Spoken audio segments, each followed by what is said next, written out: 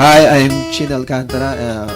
I'm the guitarist and founder of the band Make Your Mama Proud, or MYMP for short. The best way and fun way to learn the guitar or any other instrument is to learn it by song